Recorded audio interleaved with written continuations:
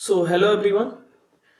इसके पहले वाली क्लास में हमने डिस्कस कर लिया था कि जो है मैं मेरा इंट्रोडक्शन में बता दूं। मैं doctor बागेन Singh, IT Kanpur chemistry department में भी फैकल्टी हूँ। ठीक है, इसके पहले वाले वीडियोस में मैंने आप लोग को जो है हाइड्रोकार्बन, उसका क्लासिफिकेशन और जो है कितने टाइप के हाइड्रोकार्बन्स होते हैं, उनको कैसे डिवाइड किया जाता है और उनका जो है नाम हम क्यों रखते हैं, सैचुरेटेड, अनसैचुरेटेड, साइक्लिक, असाइक्लिक, चक्रीय, चक्रीय, संतृप्त, असंतृप्त, जो भी था वो हम लोगों ने पूरा डिस्कस कर लिया था। ठीक है, तो फिर उसके बाद जो हमारा मेन पार्ट आता है, ठीक है, वो आता है एल्केन का। ठीक है, तो एल्केन हम सबसे पहले जो है सबसे मोस्ट जो इंपॉर्टेंट है वो हम डिस्कस करेंगे कि बनाने की विधि क्या होती है। ठीक है, मेथड ऑफ प्रिपरेशन। ठीक है, जिससे हम जिसको इंग्लिश में बोलते हैं मेथड ऑफ प्रिपरेशन। ठीक है, तो एक एक करके हम बहुत इंपॉर्टेंट मेथड्स जितने भी हैं एल्केन के बताएंगे कि कैसे सिंथेसिस की जाती है। ठीक है, एल्केन कितने तरीकों से हम बना सकते हैं और एल्केन जो है जिनको आप संतृप्त हाइड्रोकार्बन भी कहते हैं। तो एक एक करके मेथड डिस्कस कर लेते हैं बहुत अच्छे से। ठीक है, तो पहला मेथड जो है एल्कीन एवं एल्काइन के अपचयन से। ठीक है, ये सबसे मोस्ट इंपॉर्टेंट मेथड है। ठीक है, मैं इंग्लिश में भी लिख दे रहा हूं, reduction of alkene and alkyne. ठीक है, फॉर एग्जांपल के लिए मैं बता दूं एक बार यहाँ पे कि आपका सपोज दैट ये एल्कीन है, तो ठीक है, अपचयन मतलब बेसिकली होता है कि हम हाइड्रोजन ऐड कर देते हैं। ठीक है, अपचयन मतलब क्या होता है कि हाइड्रोजन ऐड करना। ठीक है, पुरानी परिभाषा के अनुसार, दूसरा नई परिभाषा के अनुसार तो इलेक्ट्रॉन ऐड कर देना। तो बेसिकली आप पुरानी परिभाषा के अनुसार जानिए, हाइड्रोजन हमने ले लिया यहाँ पे, एक आपका कैटलिस्ट होगा, एनआई भी हो सकता है, प्लेटिनम भी हो सकता है और पैलेडियम भी हो सकता है। तो क्या होगा, ये हाइड्रोजन दोनों, दो हाइड्रोजन लिया, एक हाइड्रोजन मॉलिक्यूल लिया है, तो एक इस बॉन्ड पे आकर के जुड़ जाएगा, एक हाइड्रोजन इधर आ जाएगा, एक हाइड्रोजन इधर आ जाएगा, CH3 CH3। ठीक है, ये जो हाइड्रोजन है ये कहाँ गया, एक इधर आ गया और एक इधर आ गया, एक बॉन्ड ब्रेक हो गया, CH3 CH3। इधर हमने क्या लिया था, एथाइलिन लिया था, ये क्या बन गया, एथेन बन गया। ठीक है, तो क्या हो गया, एल्कीन में दो हाइड्रोजन आके जुड़ गया, एक कार्बन के इस साइड, एक कार्बन के इस साइड, और आपका एथेन बन गया। सिमिलरली अगर हम लेट से CH ट्रिपल बॉन्ड CH लेते हैं, ठीक है, ये क्या है, एसिटिलीन है। ठीक है, एसिटिलीन है। ठीक है, अब क्या है, same condition, same platinum PD सब कुछ लेंगे, क्या होगा, फिर सेम इधर भी होगा, एक हाइड्रोजन इधर आ जाएगा, एक हाइड्रोजन इधर आ जाएगा, तो ये आपका हो गया CH2 CH2। ठीक है, तो पहले क्या होगा, एथिलीन बनेगा फर्स्ट स्टेप में। ठीक है, फिर सेकेंड स्टेप में क्या होगा, फिर से एक बार H2 आएगा, सेम कैटलिस्ट होगा, निकल प्लेटिनम जो भी है, एक इधर आएगा, एक इधर आएगा, और आपका CH3 एथेन बन जाएगा।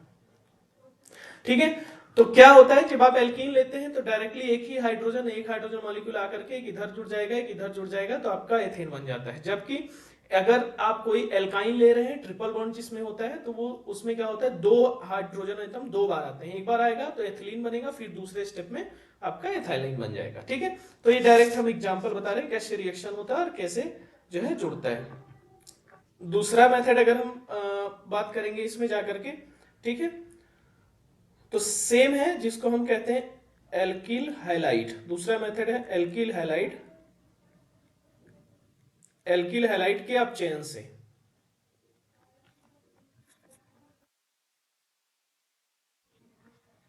ठीक है,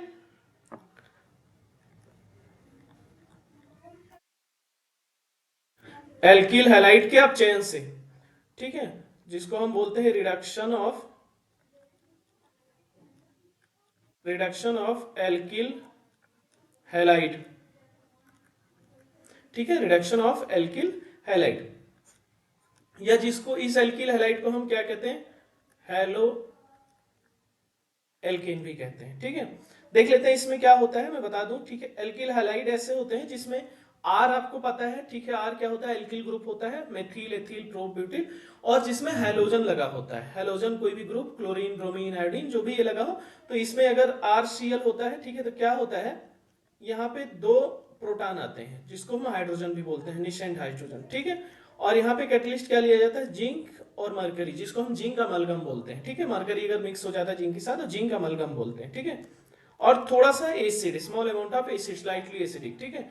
तो ये क्या करता है, ये जिंक और ये एसिड जो है क्या करता है, यही जो है इस प्रोटॉन को प्रोवाइड कराता है, ठीक है। तो क्या होता है यहाँ पे, इस ACl, ये Cl निकल जाएगा, एक हाइड्रोजन इधर आ जाएगा, ठीक है। तो RH हो गया प्लस HCl, ठीक है। जैसे फॉर एग्जांपल के लिए हम लिख लेते हैं CH3Cl अगर है हमारे पास, ठीक है, मेथाइल क्लोराइड, ठीक है। तो क्या होगा 2H, same condition, zinc Hg, ठीक है, HCl।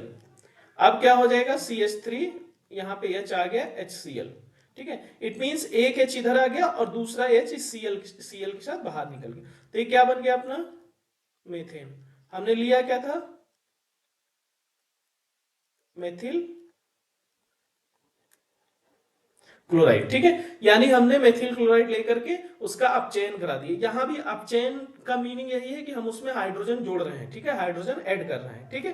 तो यहां भी एक दो हाइड्रोजन हम ले रहे हैं और हाइड्रोजन कहां से आ रहा है, इस एसिड से आ रहा है, ठीक है। तो और जिंक इस हाइड्रोजन को मूव कराने में हेल्प करता है कि जाओ तुम एल्किल हैलाइड पे अटैक करो, ठीक है। तो दो हाइड्रोजन है, एक हाइड्रोजन इस Cl के साथ आकर के HCl के रूप में इधर बाहर निकल गया, ठीक है। एक H आकर के इस Cl की जगह पे जुड़ जाता है और वो आपका बना लेता है एल्केन, ठीक है। तो ये दूसरा मेथड है, पहला भी अपचयन था, दूसरा भी मेथड अपचयन ही है, ठीक है। तीसरा डिस्कस करते हैं, ठीक है।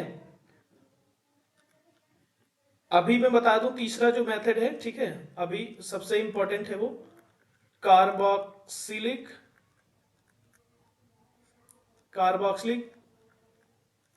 अम्लों के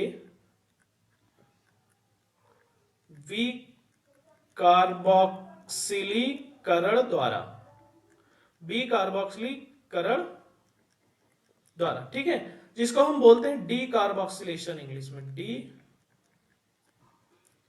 कार्बोक्सिलेशन, ठीक है। इस मेथड को हम बोलते हैं डी कार्बोक्सिलेशन, ठीक है। कार्बोक्सिलिक अम्ल क्या होता है मैं बता दूं, जिसमें एक एल्किल ग्रुप के साथ COH फंक्शनल ग्रुप लगा होता है।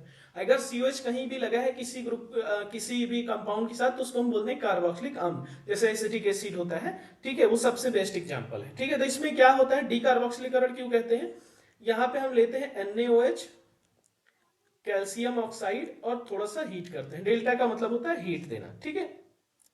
क्या होता है कि डी कार्बोक्सिलेशन का मीनिंग समझिए, डी कार्बोक्सिलेशन, वी कार्बोक्सिलीकरण का मतलब होता है कि कार्बोक्सिलीकरण का मीनिंग सीधे कार्बन डाइऑक्साइड से होता है, CO2 से, यहाँ पे क्या है CO2। तो डी कार्बोक्सिलीकरण, वी कार्बोक्सिलीकरण मतलब या डी कार्बोक्सिलेशन का मतलब इस CO2 को बाहर निकाल देना, ठीक है। तो क्या करता है ये NaOH जो कैल्शियम ऑक्साइड है इस CO2 को बाहर निकालने में हेल्प करता है। जैसे हीट करोगे आप तो क्या होगा, ये CO2 बाहर निकल जाएगा, ठीक है। तो ये RH बचा, यहाँ पे CO2 बाहर निकले, कार्बन डाइऑक्साइड बाहर निकले। तो जब कहीं भी आपको ये पता चले एक टर्म मिले डी कार्बोक्सिलेशन या बी कार्बोक्सिलीकरण, इसका मतलब होता है कि CO2 से बाहर निकलना है, ठीक है। तो कार्बोक्सिलिक अम्ल अब फॉर एग्जांपल के लिए ये हम ले लेते हैं एसिटिक एसिड, ठीक है, सिरका जिसको हम लोग बोलते हैं, NaOH ले लीजिए, कैल्शियम ऑक्साइड ले लीजिए, थोड़ा सा हीट कर दीजिए, तो क्या होगा CH3, ये डी कार्बोक्सिलीकरण हो जाएगा, जैसे हीट करेंगे ये CO2 बाहर निकल जाएगा, H इधर आ जाएगा प्लस CO2 गैस बाहर निकल जाएगी, तो ये हमारा क्या बन गया, मेथेन, ठीक है। तो इसलिए मेथड इंपॉर्टेंट है, डी कार्बोक्सिलेशन का मतलब होता है CO2 को बाहर निकालना। तो किसी भी कार्बोक्सिलिक अम्ल से अगर आप CO2 को बाहर निकाल देते हैं तो वो आपका हो जाता है वी कार्बोक्सिलीकरण या डी कार्बोक्सिलेशन, ठीक है। चौथा भी जो सबसे मोस्ट इंपॉर्टेंट है, कोल्बे विधि, ठीक है, इसको कहते हैं कोल्बे विधि, या एक और इंग्लिश में इसको बोलते हैं कोल्बेज इलेक्ट्रोलाइसिस, वैद्युत अपघटन, ठीक है। कोल्बेज जो है इलेक्ट्रोलाइसिस, ठीक है, क्या है सिंपल सा मैं बता देता हूं आप लोग को। यहां पे हम कोल्बे इलेक्ट्रोलाइसिस में हम लेते हैं, ठीक है, RCOO माइनस, एसिटिक एसिड ही है, ठीक है, या कोई भी एसिटिक एसिड आप ले लीजिए जिसके दो मॉलिक्यूल लेना है, ठीक है। RCO माइनस क्यों लिख रहे हैं, यहां पे देखिएगा RCO माइनस, जैसे हम एसिटिक एसिड लेते हैं तो ऐसा हो जाता है। तो क्या होगा जब आप उसको सोल्यूशन में डालेंगे, विद्युत अपघटन किसको कहते हैं, हमने एक ऐसे ये ले लिया, इसमें हमने RCOH एसिटिक एसिड डाल दिया तो क्या होगा, ये प्रोटॉन बाहर निकल जाता है। तो यहाँ पे बचता क्या है, RCO माइनस H प्लस। ठीक है, तो हमने वैद्युत अपघटन कैसे किया, 2 इलेक्ट्रोड ले लिया, एक प्लस एक माइनस है बैटरी का। ठीक है, और इसमें हमने RCOH एसिड डाल दिया। ठीक है, तो क्या होता है, 2 RCO मॉलिक्यूल, 2 अलग अलग अणु यहाँ पे आ जाते हैं। इससे क्या होगा, RCOH जो है, RCOH क्या होगा, RCO माइनस हो जाएगा, H प्लस हो जाएगा। तो H घूमता रहता है, RCO माइनस जो है आपस में रिएक्ट करते हैं। तो RCO माइनस कैसे रिएक्ट करेंगे, ये R और ये R आपस में जुड़ जाते हैं। ठीक है, ये R आपस में जुड़ गए, प्लस एक CO2 यहां से निकल गया और एक CO2 यहां से निकल गया। ठीक है, माइनस बचा, एक माइनस का मतलब एक इलेक्ट्रॉन चार्ज होता है, सबको पता होना चाहिए। तो यहाँ पे 2 इलेक्ट्रॉन ये बाहर निकल जाता है। अब ये क्या होता है, ये कहां पे होता है, ये 2 इलेक्ट्रॉन किधर चला गया, कैथोड की तरफ। ठीक है, कैसे, CO2 बाहर निकला, ये रिएक्शन पूरा होता है प्लस के साइड। ठीक है, तो जैसे 2 इलेक्ट्रॉन यहाँ पे बचता है, इस रिएक्शन यहाँ पे होता है एनोड पे। ठीक है, प्लस वाले पॉइंट पे बैटरी के, ये पूरा रिएक्शन। ठीक है, क्योंकि ये नेगेटिव चार्ज है तो नेगेटिव चार्ज किधर अट्रैक्ट होके जाएगा, पॉजिटिव की साइड। तो ये पूरा रिएक्शन जब इधर हो जाता है तो ये 2 इलेक्ट्रॉन इधर जाता है, किधर, नेगेटिव साइड। अब नेगेटिव साइड कौन होगा, ये H प्लस। क्यों, क्योंकि अपोजिट जो है चार्ज आपस में अट्रैक्शन करते हैं। तो ये H प्लस इधर होगा, तो ये 2 इलेक्ट्रॉन और ये H प्लस आकर के H2O के रूप में बाहर निकल जाता है। बेसिकली अगर हम अच्छे से समझेंगे तो ये समझ लो, हमारा कोल्बे इलेक्ट्रोलाइसिस में बहुत अच्छे से समझा दे रहा हूं, ये एनोड और ये कैथोड। ठीक है, और हमारे पास RCOOH है। ठीक है, ये क्या होगा, आयोनाइज होगा RCO माइनस H प्लस में। ठीक है, तो ये माइनस किधर जाएगा, प्लस की साइड, H किधर जाएगा, इसके साइड। तो 2 RCO माइनस इसके साइड गया तो क्या हो गया, यहाँ पे 2 RCO है तो R 2 CO2 बाहर निकल गया। ठीक है, और 2 इलेक्ट्रॉन इधर से निकलेगा इस जगह से। तो वो 2 इलेक्ट्रॉन निकल के कहां चला गया, इस कैथोड पे, जहां पे ऑलरेडी H प्लस है। ठीक है, तो यहां पे भी 2H प्लस होगा, ये रिएक्शन बैलेंस करने के लिए। तो 2H प्लस इधर है तो क्या होगा, 2H प्लस प्लस 2 इलेक्ट्रॉन क्या हो जाएगा, H2। ठीक है, तो ये जो है तुम्हारा एनोडिक रिएक्शन है, जो एनोड पे होता है, प्लस वाले सिरे पे होता है, कैथोड पे ये होता है। ठीक है, एनोड पे क्या होगा, ये वाला रिएक्शन हो जाएगा। ठीक है, जिसमें आपको एल्केन मिल जाएगा। अब एग्जांपल के लिए मैं बता देता हूं आप सबको। ठीक है, क्या है वो एक बार देख लीजिए एग्जांपल के लिए। ठीक है, अब देखिएगा, जैसे मैंने ले लिया CH3COO माइनस। ठीक है, 2 मॉलिक्यूल है CH3COO माइनस के। ठीक है, दोनों क्या किया, CH3 जुड़ गया, ये CH3 और ये CH3 दोनों, और प्लस 2 CO2 बाहर निकल गया। क्या है, ये एक CO2 है, ये एक CO2, प्लस 2 इलेक्ट्रॉन बाहर निकल। ये किस पे हुआ, प्लस वाले सिरे पे। और निगेटिव पे क्या होगा, इस CO से, सपोज दैट COH था तो 2H इधर से निकलेगा, एक H यहां से, एक H यहां से, और फिर ये 2 इलेक्ट्रॉन आकर के इधर रिएक्ट कर जाएगा। तो क्या बन जाएगा, H2S। तो ये किस पे होगा, माइनस सिरे पे। समझ में आ गया। तो ये होता है कोल्बे का विद्युत अपघटन। विद्युत अपघटन का मतलब ये होता है कि 2 इलेक्ट्रोड आप लेंगे, एक पर दूसरा रिएक्शन होगा, एक पर दूसरा रिएक्शन होगा। ठीक है, तो जो निगेटिव चार्ज है, जो ऋणात्मक चार्ज है, वो इसके प्लस वाले सिरे पे चला जाएगा बैटरी के, और जो धनात्मक चार्ज है, जो ये हाइड्रोजन H प्लस निकलता है, वो किस पे चला जाएगा, ऋणात्मक सिरे पे चला जाएगा। ठीक है, तो ये दोनों प्रोसेस ऐसे ही होती है। तो इसलिए इसको हम कोल्बे का विद्युत अपघटन विधि कहते हैं। और ये जो हमारा बनता है वो एथेन बनता है, जो कि बेसिकली एल्केन होता है। ठीक है, अभी नेक्स्ट हम जाएंगे, नेक्स्ट मेथड आपका है वुर्ट्ज अपक्रिया। ठीक है, वुर्ट्ज अपक्रिया से। ठीक है, वुर्ट्ज रिएक्शन क्या होता है वो भी देख लीजिएगा। ठीक है, जिसको हम लोग इंग्लिश में ऐसे लिख देते हैं, वुर्ट्ज रिएक्शन। ठीक है, ये भी बहुत मोस्ट इंपॉर्टेंट रिएक्शन है। इसमें भी सेम होता है, क्या है, 2RX हमने ले लिया, हेलो एल्केन, एल्किल हैलाइड जो होता है। ठीक है, प्लस 2Na ले लिया। ठीक है, ये आपका हो गया। यहाँ पे हम लोग ड्राई ईथर लेते हैं। ठीक है, ईथर क्या होता है, एक सॉल्वेंट होता है, विलायक की तरह काम करता है, कि इसमें डाल के हम दोनों रिएक्शन करते हैं आपस में। तो क्या होगा, यहाँ पे 2RX है तो ये X और ये Na बाहर निकल जाएगा, और 2R आपस में जुड़ जाएगा, RR हो गया, प्लस 2NaX। इक्वेशन आप बैलेंस कर सकते हैं। ठीक है, एग्जाम्पल के लिए हमने लिख दिया यहाँ पे CH3, R की जगह हमने CH3 ले लिया, प्लस 2Na।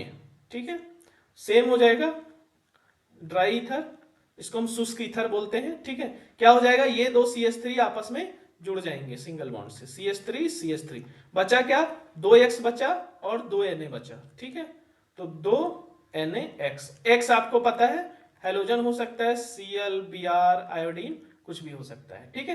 तो ये वुड्स क्रिया कहलाती है। बेसिकली ये भी क्या होता है, सोडियम क्लोराइड, यहाँ पे क्लोराइड ले लेंगे तो सोडियम क्लोराइड बाहर हो जाएगा, दो आपस में जुड़ जाएगा, ठीक है। तो यहाँ पे भी क्या बन गया आपका, बेसिकली एथेन बन गया, ठीक है।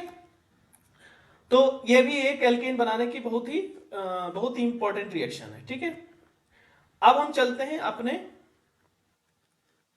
आई थिंक छठे मेथड की तरफ, ठीक है। छठा मेथड आपका है ग्रिग्नार्ड अभिकर्मक द्वारा, ग्रिग्नार्ड अभिकर्मक से।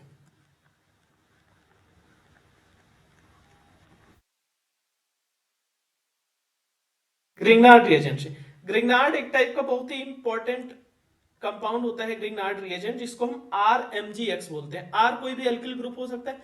जब कभी जो है मैग्नीशियम के साथ एक हेलोजन जुड़ा हो और उसके साथ कोई एक एल्किल ग्रुप जुड़ा, बेसिकली ये जो है ऑर्गेनोमेटेलिक कंपाउंड होते हैं, जिसको हम कार्ब धात्विक यौगिक कहते हैं, जिसमें किसी भी धातु के साथ कार्बन डायरेक्टली जुड़ा होता है और हेलोजन भी होता है, ठीक है। तो बेसिकली इस एक्चुअल रिएजेंट को जब हम RMgX लिखते हैं, इसका मतलब इसको हम ग्रिग्नार्ड अभिकर्मक कहते हैं, ठीक है। वो क्यों कहते हैं हम बाद के क्लासेस में बताएंगे कि क्यों कहते हैं इसको ग्रिग्नार्ड अभिकर्मक। अभी बस हमें सिंथेसिस पे फोकस करना है कि हम कैसे बना रहे हैं एल्केन को, ठीक है। तो जब कभी मैग्नीशियम के साथ आपका कोई भी हेलोजन लगा हो, क्लोरीन, ब्रोमीन, आयोडीन जो भी है, ठीक है, और R जो है आपका एल्किल ग्रुप कोई भी हो, ठीक है, तो RMgX इसको हम सिंपल सा कुछ नहीं करेंगे, वाटर में डाल देते हैं, ठीक है। क्या करेंगे, वाटर में डाल देंगे। तो क्या होगा, वाटर से आपको पता है दो चीजें निकलेंगी, एक H निकलेगा और OH निकलेगा। तो H क्या होता है, इस R के साथ जुड़ जाता है। बाकी जो बचा MgX वो किसके साथ आ जाएगा, वो इस OH के साथ आ जाएगा, ठीक है। तो MgX OH, ये आपका क्या हो गया, एल्केन बन गया।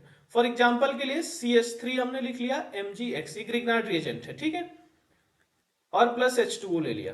तो क्या हुआ, इधर CH3 हो जाएगा, H2O से एक H आया, इस CH3 के साथ जुड़ गया, एक OH बचा, प्लस MgX OH, ये क्या हो गया आपका मेथेन। क्यों, क्योंकि CH4 ही है, 3 एक CH, ठीक है, CH3। तो ये आपका जो है नेक्स्ट मेथड होता है ग्रिग्नार्ड अभिकर्मक द्वारा, जिसको हम बोलते हैं, ठीक है, ग्रिग्नार्ड रिएजेंट। और ये छठा मोस्ट इंपॉर्टेंट मेथड है, ठीक है। तो ये क्लियर हो गया होगा आप लोग को। सातवां, वोल्फ किस्नर अपचयन द्वारा।